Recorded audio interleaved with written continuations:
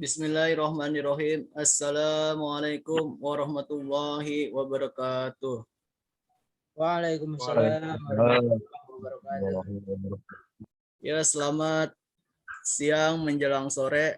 Apa kabar anak-anak semuanya? Alhamdulillah Pak. Alhamdulillah Sehat. Pak.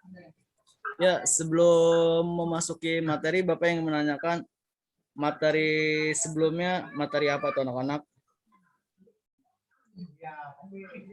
Ada yang tahu Kurang materi tahu, Pak. apa? Kurang tahu. Ya, materi kemarin itu adalah materi tentang riya kepada Allah Subhanahu wa taala. Oke, selanjutnya kita masuk aja ke materi. Sebelum memulai mata pelajaran, Bapak ingin mengabsen dulu anak-anak semua. Hadir semua kan nih anak-anak? Hadir. Ya, Muhammad Fikri hadir. Hadir Pak. Arif Norfiansa hadir. Hadir Bapak. Ya, baik. Sebelum memulai mata pelajaran,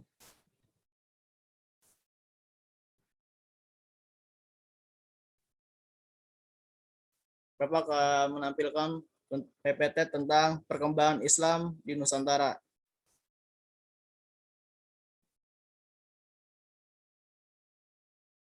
Kelihatan tidak anak-anak? Gambarnya? Kelihatan Pak, kelihatan. Oke.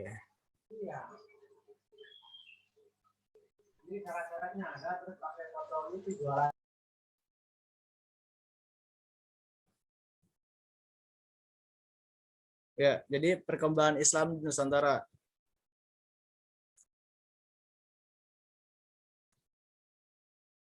Awal masuk Islam di Indonesia. Nah, jadi ketika Islam datang di Indonesia itu ada berbagai agama dan kepercayaan seperti anisme, dinanisme, Hindu dan Buddha. Karena di negara Nusantara ini sudah banyak dianut oleh bangsa Indonesia, bahkan di beberapa wilayah pulau Indonesia yang telah berdiri juga kerajaan-kerajaan seperti Kutai di Kalimantan Timur dan Kerajaan Tarumanegara yang ada di Jawa Barat. Nah, karena Islam datang dengan membawa prinsip diterima dengan baik, karena Islam datang dengan membawa prinsip di perdamaian, persamaan antara manusia, tidak ada kasta, menghilangkan perbudakan, dan yang paling penting juga adalah masuk ke dalam lisan sangat mudah hanya dengan membaca 2 kalimat syahadat dan tidak dengan paksaan. Nah, sampai di sini ada yang anak-anak ada yang mau disampaikan atau tidak, atau ada Bapak ingin tahu dari Saudara Fikri, coba dijelaskan awal masuknya Islam di Indonesia.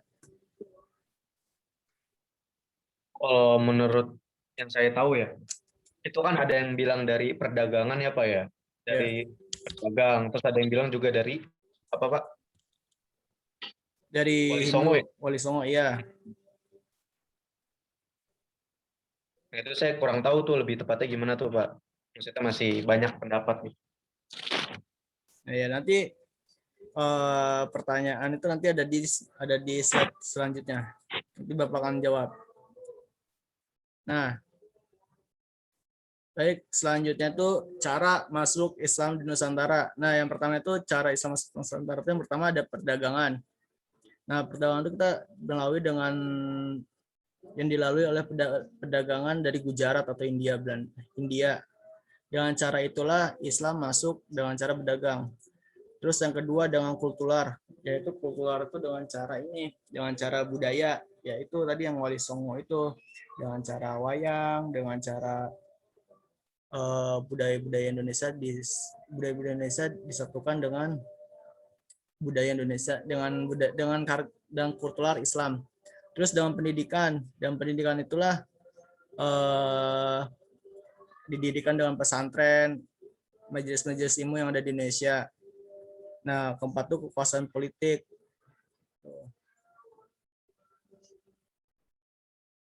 Nah, selanjutnya itu ada perkembangan Islam di beberapa wilayah Nusantara. Nah, yang pertama itu ada Sumatera.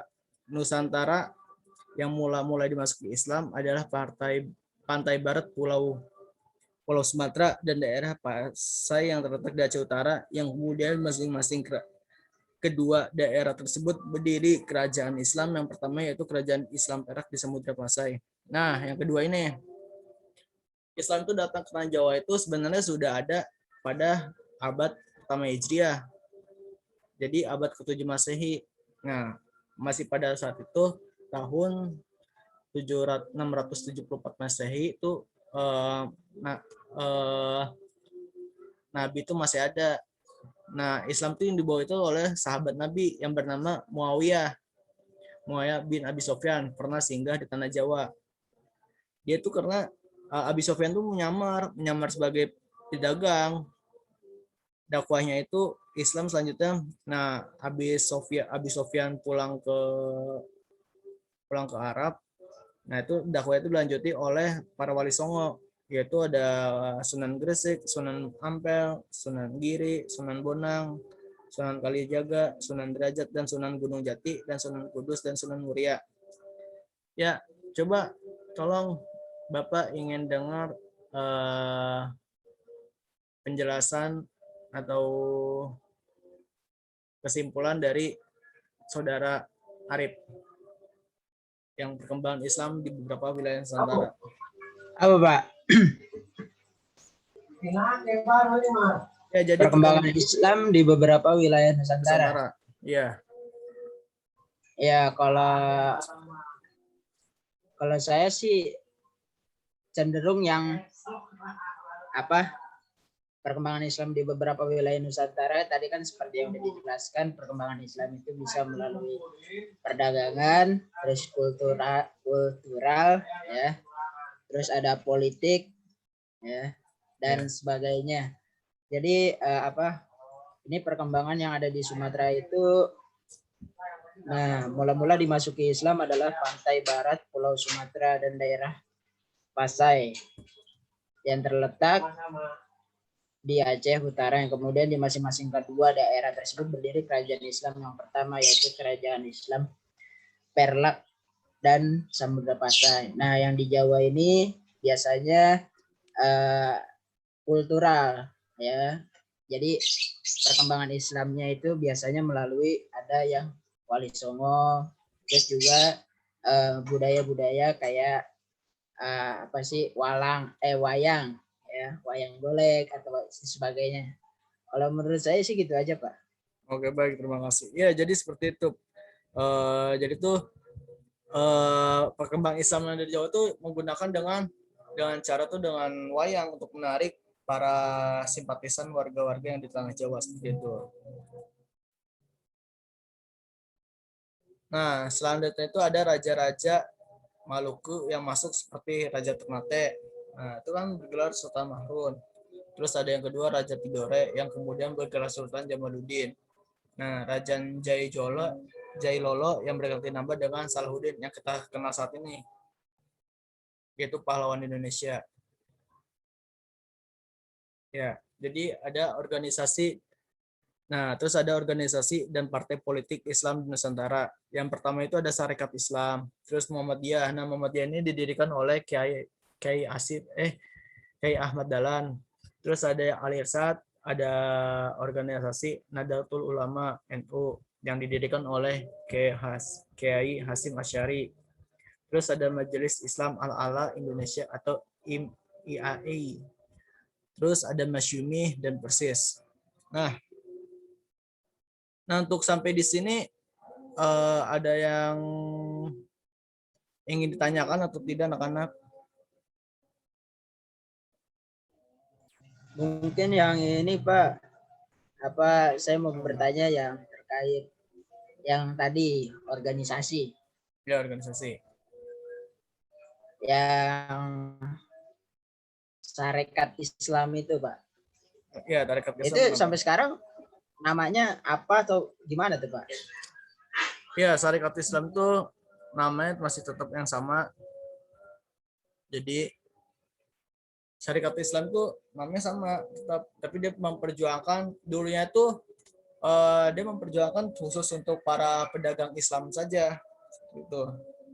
Dan sekarang bukan, dan sekarang tetap pedagang tapi organisasinya tetap berjalan seperti itu.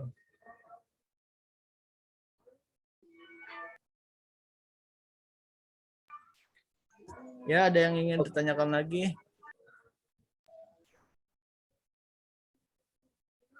Kalau tidak ada, Bapak ingin tahu dari salah satu saudara Fikri menyimpulkan materi apa yang telah Bapak sampaikan.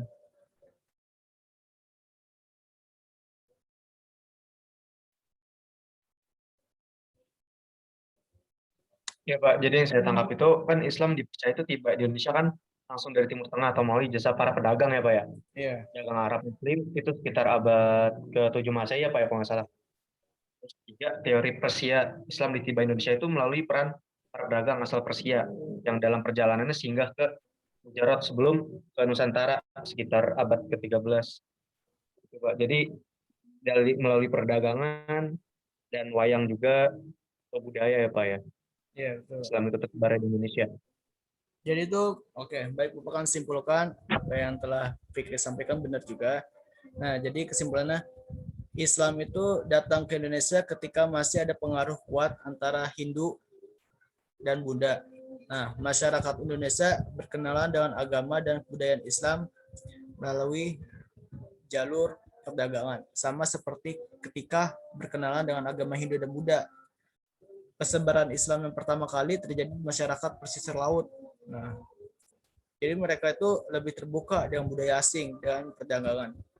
Setelah itu Islam menyebar ke daerah pedalaman dan pegunungan melalui aktivitasnya seperti itu. Nah, untuk mengakhiri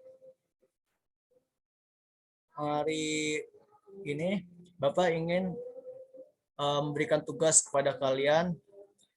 Yang pertama itu tolong simpulkan materi apa yang Bapak telah sampaikan pada hari ini. Nanti dikumpulkan pada jam 3 sore nanti. Ya anak-anak. Baik, Pak.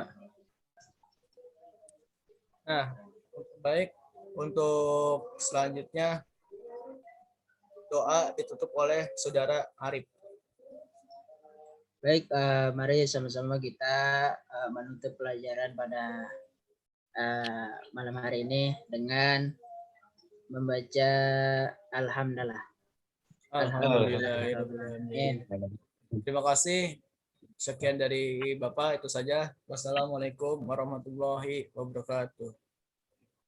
Waalaikumsalam. Waalaikumsalam warahmatullahi wabarakatuh.